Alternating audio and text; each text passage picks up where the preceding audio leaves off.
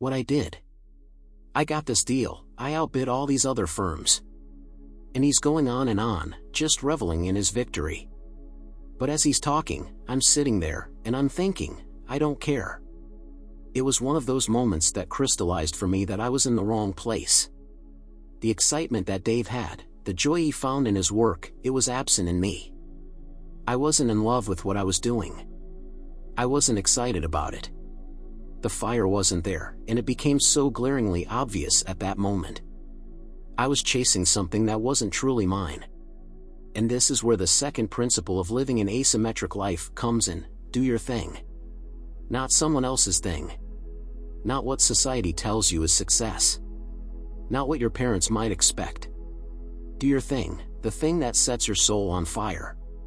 Because if you're not, you're going to live someone else's life. You might reach the top of the ladder, only to realize it's been leaning against the wrong wall the whole time. Here's the truth: you're going to invest time and energy into something, no matter what path you choose.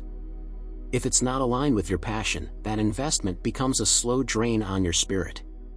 And eventually, that drain will catch up to you. The fatigue will set in. The burnout will creep closer. And you'll realize that despite all the hard work, the promotions, the raises, and the accolades, you're not fulfilled. I remember sitting at that table, looking out at the bay, and thinking, this can't be it.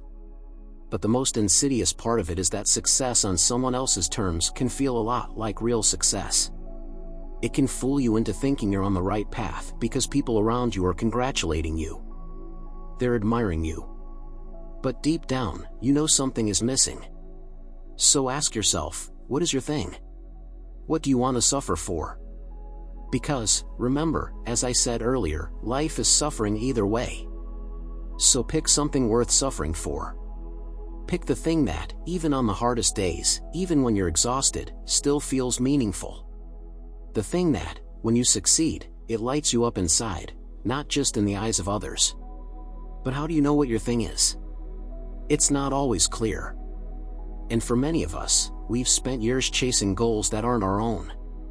We've been programmed to seek what looks good on paper, what will impress, what will validate us in the eyes of others. So, finding your thing often requires deep introspection. You need to strip away the layers of expectation and societal pressure. You need to get quiet with yourself and ask, what do I actually want? What do I care about deeply enough that I'm willing to fail at it, struggle for it, and keep going regardless? The third principle of an asymmetric life is, invest in relationships. Real, deep, authentic relationships.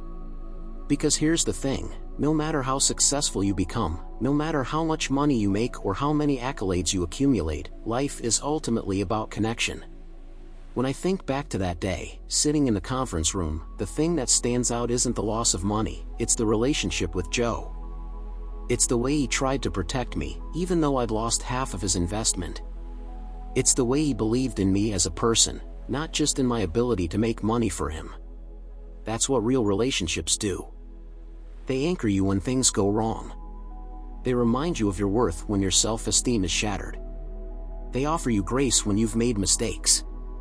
Joe's response in that moment taught me a critical lesson: people matter more than profits.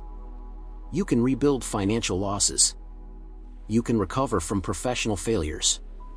But if you burn bridges and treat people as expendable along the way, you'll find yourself isolated when the storms of life hit. Investing in relationships means being vulnerable. It means allowing people to see you not just when you're succeeding, but also when you're struggling. It means showing up for others, not because of what they can do for you, but because you genuinely care about them. When you invest in real relationships, you create a safety net for yourself. Not just a financial safety net, but an emotional and spiritual one. Think about the people in your life right now. Who are you truly investing in? Who have you built real, meaningful connections with? And who could you be showing up for in a deeper way? These relationships don't just happen by accident. They require effort, time, and sometimes uncomfortable conversations. But they're worth it. The fourth principle of an asymmetric life is this: bet on yourself. You are your greatest asset. And the moment you realize that, The moment you fully grasp that you have the power to change your life, everything will shift. I used to think that playing it safe, minimizing risk, and protecting myself from failure was the smart way to live.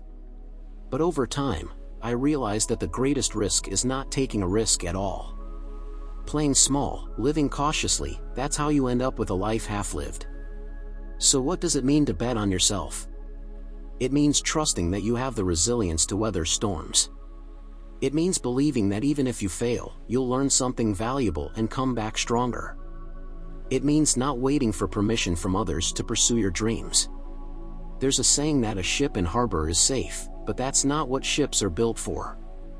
You are built for more than just playing it safe. You are built to explore, to create, to push boundaries, to take risks. Betting on yourself means stepping out of the harbor and into the open waters, knowing that you might face rough seas but trusting that you can navigate them. When I lost half of Joe's money, I was terrified.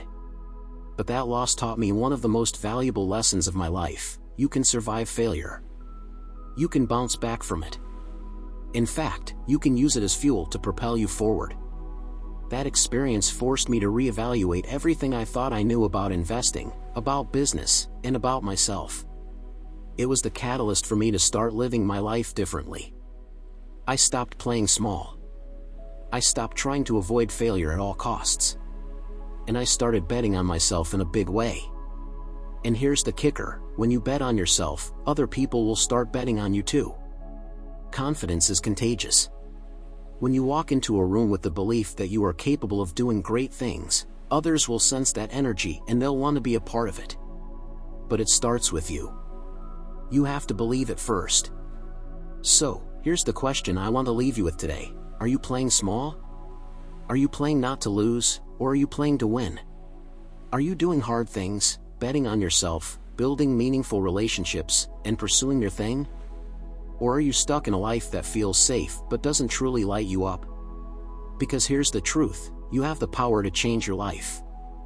You have the power to create an asymmetric life, a life where the rewards far outweigh the risks, where the upside is infinite. But you have to be willing to step out of your comfort zone. You have to be willing to fail. You have to be willing to do hard things. If you can do that, if you can embrace these principles, then I promise you, the life you'll create will be beyond anything you've ever imagined.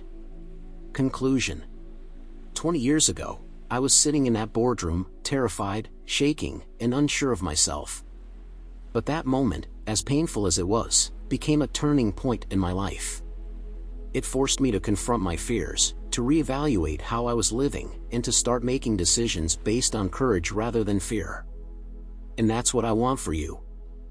I want you to look at your life right now and ask yourself, am I living an asymmetric life? If the answer is no, then it's time to start. It's time to do hard things. It's time to bet on yourself. It's time to invest in relationships. And it's time to pursue the things that truly matter to you. The road won't always be easy, but I promise you, it will be worth it. Kindly subscribe, like, follow, and comment.